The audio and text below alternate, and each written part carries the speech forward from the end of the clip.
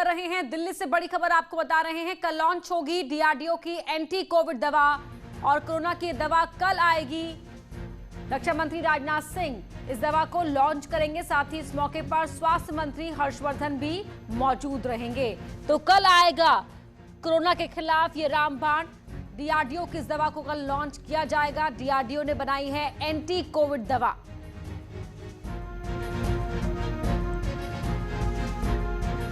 और कोरोना के खिलाफ लड़ाई में एक और मजबूत हथियार मिला है। पहले वैक्सीन और अब इस दवा को डीआरडीओ ने बनाया है, इसे कल लॉन्च किया जाएगा। 2DG ये दवाई बनाई गई है और कल इसे राजनाथ सिंह लॉन्च करेंगे, साथ में स्वास्थ्य मंत्री भी मौजूद रहेंगे। तो कोविड के खिलाफ लड़ाई में एक और अहम कदम कल उठाया जाएगा। कोविड के बढ़ते संक्रमणों को रोकने के लिए हर दिन एक नया कदम उठाया जाता है और इसी कड़ी में कल ये दवा लॉन्च की जाएगी।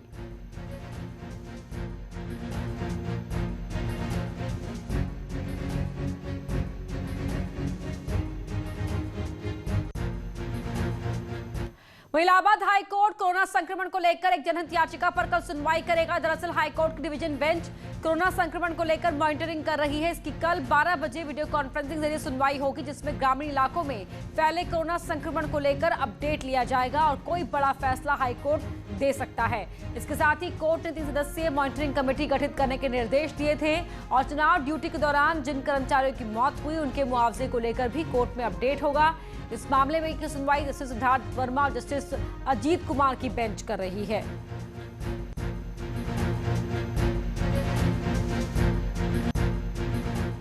कोरोना मैनेजमेंट को लेकर प्रधानमंत्री नरेंद्र मोदी ने 4 राज्यों के मुख्यमंत्रियों के साथ आज बात की। इस बैठक में यूपी के मुख्यमंत्री योगी आदित्यनाथ भी शामिल रहे, जिसमें कोरोना के खिलाफ लड़ाई में प्रधानमंत्री मोदी ने सहयोग की बात कही है।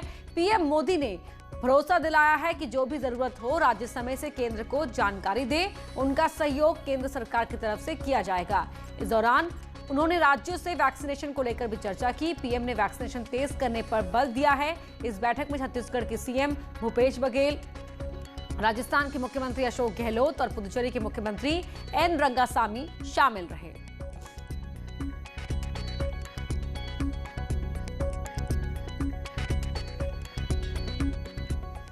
कांग्रेस के नेता राहुल गांधी ने टीकाकरण को लेकर एक बार फिर मोदी सरकार पर निशाना साधा है। उन्होंने कहा कि मोदी सरकार की विनाशकारी वैक्सीन रणनीति तीसरी लहर सुनिश्चित करेगी। उन्होंने कहा कि भारत को एक उचित वैक्सीन रणनीति की आवश्यकता है।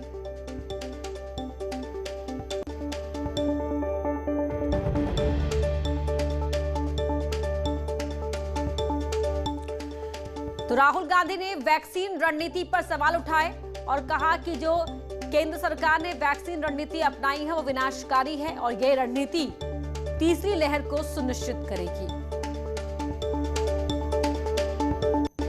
तो थर्ड वेव की आशंका जो पूरे देश में है उसको लेकर भी यहां पर राहुल गांधी ने उचित वैक्सीन रणनीति अपनाने की बात कही और कहा कि जो केंद्र की मौजूदा रणनीति है वो विनाशकारी है।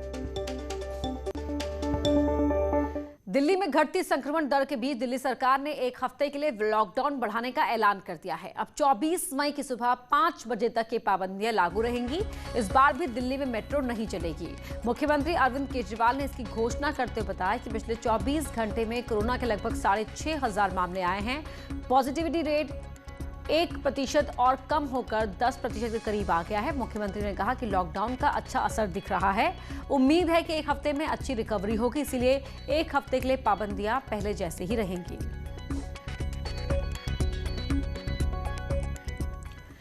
यूपी में कोविड कंट्रोल के लिए सीएम योगी खुद मोर्चे पर डटे हुए हैं। कोरोना से निपटने के लिए जमीन पर क्या इंतजाम है इसकी हकीकत वो खुद परख रहे हैं। आज भी सीएम पश्चिमी यूपी के 3 जिलों के दौरे पर निकले हैं। सीएम ने अफसरों के साथ समीक्षा बैठक की और कई निर्देश भी दिए। मेरठ में मुख्यमंत्री ने पुलिस कोविड अस्पताल का निरीक्षण किया, जनप्रतिनिधियों के साथ चर्चा की, साथ ही बिजौली गांव की जनता के साथ संवाद भी किया। सीएम योगी ने साफ किया कि सरकार ने अब तक जो भी कदम उठाए हैं उनका सकारात्मक रिजल्ट मिला है। सीएम योगी ने भरोसा दिलाया कि ब्लैक फंगस और तीसरी लहर से निपटने के लिए भी सरकार ने अपने स्तर पर सभी तैयारियां पूरी कर ली हैं। सीएम योगी ने राज्य की जनता से कोविड प्रोटोकॉल का पालन करने और महामारी के खिलाफ चल रही जंग में सहयोग देने की अपील की।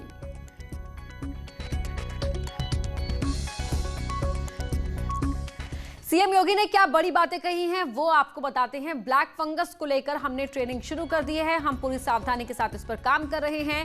कोरोना संक्रमण के थर्ड वेव से निपटने के लिए हम पूरी तरह से तैयार हैं।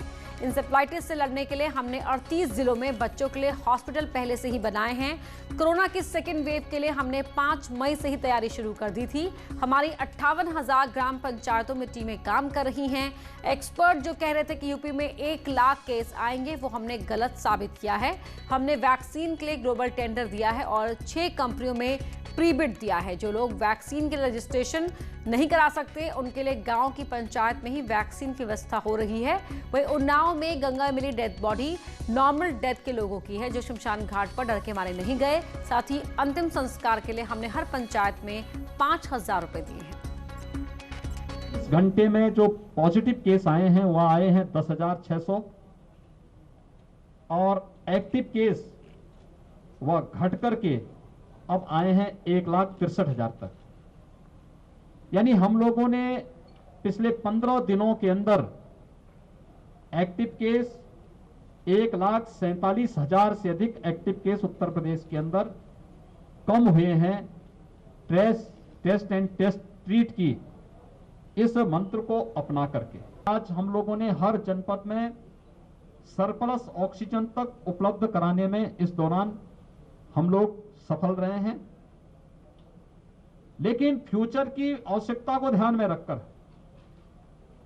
ऑक्सीजन आत्मनिर्भरता की दिशा से अकेले मेरठ मंडल के अंदर 35 नए ऑक्सीजन प्लांट लगाने की कार्रवाई वर्तमान में चल रही है। ब्लैक फंगस से जुड़े हुए कुछ मामले आए हैं। कल ही राज्य सरकार ने ब्लैक फंगस के लिए प्रदेश के अंदर एक क्राइसिस मैनेजमेंट ग्रुप हम लोगों ने बनाया है जिसमें प्रदेश और देश के चिकित्सा विशेषज्ञों को रखा गया है।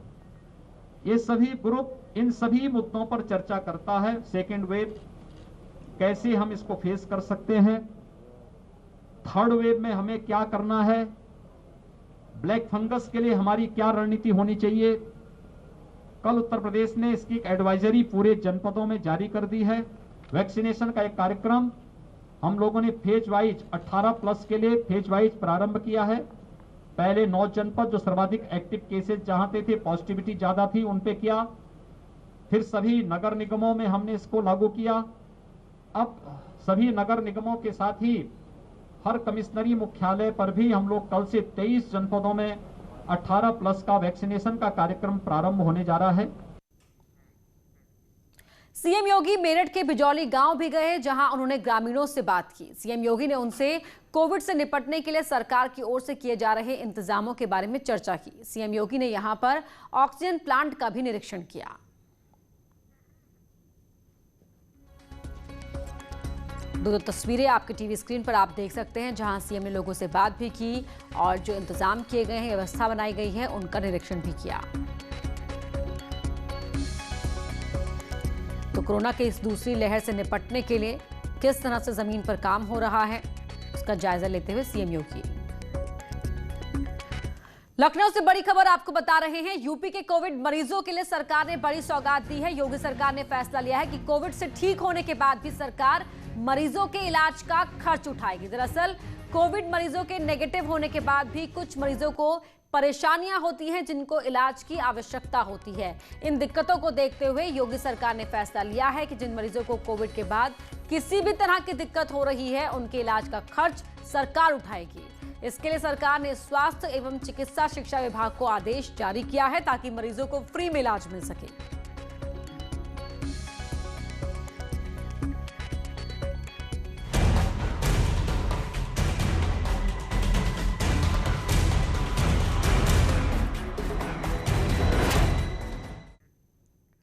कोरोना महामारी को लेकर भले ही नए केस कम होने के दावे किए जा रहे हों, लेकिन नोएडा के कई गांव में हालात लगातार बिगड़ रहे हैं। इन गांव में अधिकांश लोग बुखार खांसी से परेशान हैं। सभी में लक्षण कोविड जैसे ही हैं, लेकिन कोविड टेस्ट नहीं होने से ये लोग प्रशासन की नजर में संक्रमित नहीं हैं, जिससे बड़ी आबादी पर संक्रमण का खतरा बरकरार है। इन गांव की हकीकत प्रशासन के दावों के बिल्कुल उलट नजर आई। गांव में ना तो जरूरी स्वास्थ्य सुविधाएं हैं और ना ही डॉक्टर। ये यूपी के गौतम बुद्ध नगर के सैनी गांव की तस्वीरें हैं। बीते कुछ दिनों के भीतर इस गांव ने कोरोना की ऐसी दहशत देखी है कि हर चेहरे पर उस दहशत का असर साफ नजर आता है। गांव वालों का दावा है कि अब तक 17 लोगों की कोरोना की वजह से मौत हो चुकी है, जबकि कई लोग अभी भी महामारी की चपेट में हैं। गांव देहात में भी कोरोना घुस चुका है और इस कदर घुस गया है कि लोगों की मौत हो रही है और सुविधाओं के नाम पर लोगों के पास कुछ नहीं है। सैनी गांव के कुछ लोग यहाँ पर हमारे साथ मौजूद हैं, उनसे बात करते हैं। क्या स्थिति है आपके गांव में? मैडम, स्थिति गांव की बहुत खराब है। सैनी गांव में कोरोना पूरी तरह घुस चुका है, न कोई टेस्टिंग है और 17 लोग मर चुके हैं। 19 अप्रैल से लेकर आज तक इनकी डेथ हो चुकी है। एक आज भी हुई है। न कोई टेस्टिंग है, न कोई अधिकारी है, न कोई स्वास्थ्य कर्मी गाँव में आया अभी तक। यहाँ मुसीबतों की कोई थाह नहीं। जिधर नजर डालेंगे वहाँ भारी असुविधाएं हैं। न मान्यता प्राप्त डॉक्टर हैं, न टीका लगाने की किसी पर जिम्मेदारी है, न गांव में कोई टेस्टिंग सेंटर है। सबसे नजदीक का टेस्टिंग सेंटर भी 15 किलोमीटर दूर है। झोला छाप डॉक्टर ही यहाँ लोगों को ग्लूकोज चढ़ाते हैं। गांव के हालात बिगड़े तो प्रशासन ने ऑक्सीजन सिलेंडर पहुंचाने का जिम्मा उठाया, लेकिन ये सुविधा भी महज सुबह 10 बजे से शाम 5 बजे तक मिलती है। क्या प्रशासन ने कोई आप लोगों के लिए सिलेंडर के लिए या इलाज के लिए कोई व्यवस्था की है? हाँ, अभी 2 दिन से जो ना ग्रेटर नोएडा विकास प्राधिकरण के 2-3 कर्मचारी आए थे। एक सिलेंडर भी लाए थे। कुछ देर यहाँ बैठे रहे और ये 10 से 5 आते हैं। 10 से 5 आते हैं और हाँ। रात को अगर किसी को कोई सुविधा, कोई किसी तरह का कोई फैसिलिटी नहीं।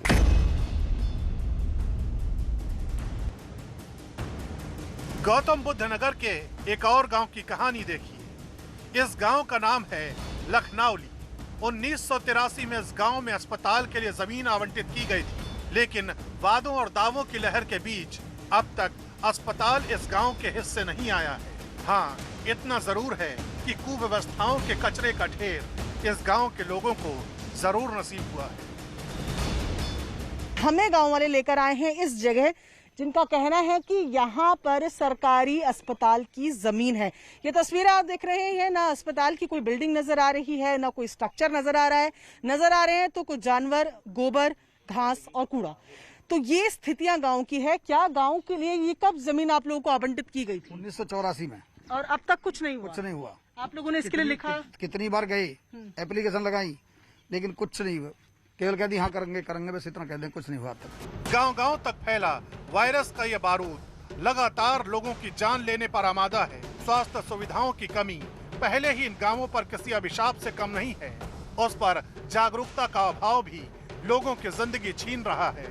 जाहिर है, शहरों से होकर गांव तक पहुंची कोरोना की ये चुनौती सरकार और सिस्टम के लिए एक नया सिरदर्द है। ये एक बड़ी वजह है कि गांवों के लोगों की जिंदगी बचाने के लिए भी सरकार ने युद्ध स्तर पर अपनी कोशिशों को शुरू कर दिया है। गौतम बुद्ध नगर जिला प्रशासन भले ही आंकड़ों में मौसम गुलाबी दिखा रहा है, लेकिन स्याह हकीकत जनता से छिपी नहीं है। शहर में स्वास्थ्य सुविधाएं भले ही पटरी पर दिख रही हो, लेकिन गांव में हालात बेहद भयावह है। यानी जिला प्रशासन की कथनी और करनी में काफी अंतर देखने को मिल रहा है। अब सवाल यही है कि गांव के लोग जाएं तो कहां जाएं?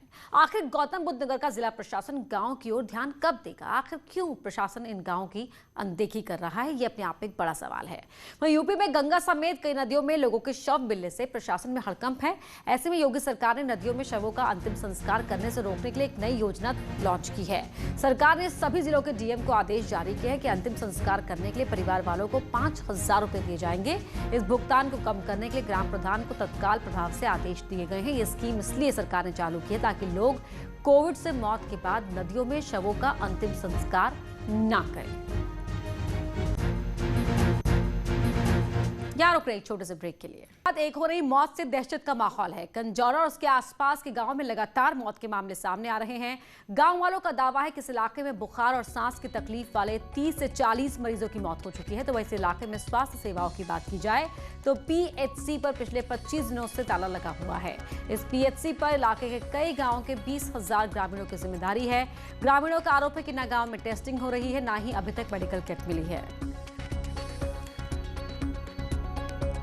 जी वो पीएचसी सेंटर हो गया समथिंग 1 महीना। जो ये भारत वाला ये तो उससे पहले से ही बंद है, बहुत दिन से। केवल ये बिल्डिंग जो आपको दिखाई दे रही है बनवा दी गई है, इसके बाद आया कोई नहीं। आपके गांव में कुछ लोग बीमारी के दौरान ख़त्म भी हुए हैं? जी सर। लगभग कितने लोग होंगे? पूरे ग्राम पंचायत में सर जी कम से कम 25 लोग। 20-25 रोज हो गए। कब बना था ये? ये बना था 1995 में। अच्छा, तो ये 20-25 दिन से बंद पड़ा है। यहाँ कोई डॉक्टर या कोई नर्स नहीं आती है? डॉक्टर की बात हो चपरासी तक नहीं आता है। कितने लोग इलाज के दौरान आए, यहाँ ताले लगा रहता, लोग देख के वापस हो जाते बेचारे। कहाँ जाना पड़ता है उनको? सफीपुर जाएं या सिकंदरपुर जाएं या उन्नाव जाएं। कितनी दूर है वो? सिकंदरपुर यहाँ से पड़ता है करीब 12-13 किलोमीटर। हमने प्रभारी अधिकारी सिरोसी को निर्देश दिए हैं कि वो कंजौरा ग्राम प्रधान से तत्काल वार्ता करें और वहाँ की पोजीशन लेकर वहाँ तुरंत एक टीम भेजें जिसमें कि सैंपलिंग भी हो जाएगी और वहाँ जो भी जिनको बुखार है या और है उनको बेसिक मेडिसिन जो हमारे उपलब्ध हैं वो तुरंत दी जाएंगी और इस तरीके से हम पूरा गांव कवरेज को करा लेंगे। अयोध्या में मंदिर निर्माण चल रहा है। बताया जा रहा है कि 400 फीट लंबी और 300 फीट चौड़ी नींव रखी जा रही है, जो 44 लेयर से भरी जाएगी। अब तक मंदिर की नींव में सिर्फ 3 लेयर का काम हो पाया है। 12 इंच की लेयर को 10 इंच तक दबाया जाता है ताकि नींव को ठोस बनाया जा सके। दरअसल बारिश की वजह से नींव की बुनियाद में मिट्टी चली गई थी, इसे हटाने का काम चल रहा है। इस प्रकार 12 इंच की ढलाई करके उसको दबाकर 10 इंच लाना, ऐसी 2 लेयर पड़ चुकी। 400 फीट लंबा, 300 फीट चौड़ा और ऐसी 44 लेयर पड़ेंगी कम से कम। अलीगढ़ में एक टोल प्लाजा पर ट्रक जलकर राख हो गया। हादसा मड्राक टोल प्लाजा पर हुआ। तुरंत टोल कर्मियों और ड्राइवर ने वक्त रहते ट्रक से दूर होकर अपनी जान बचाई। ट्रक के अंदर चीनी भरी हुई थी और काफी नुकसान की आशंका जताई जा रही है।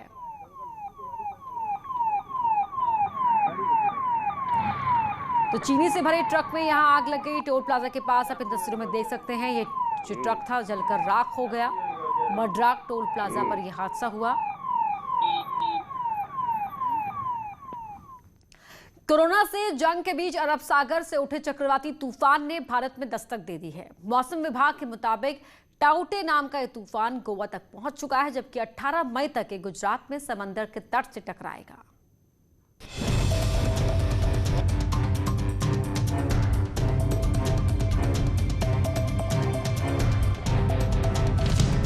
कोरोना के बीच टाउटे तूफान की दस्तक।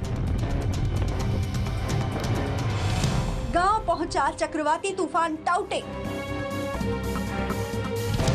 चक्रवाती तूफान के लिए तैयारियां तेज। गोवा के समंदर में उठती तेज लहरें और तेज हवा के साथ मूसलाधार बारिश बताती है कि देश में चक्रवाती तूफान टाउटे दाखिल हो गया है।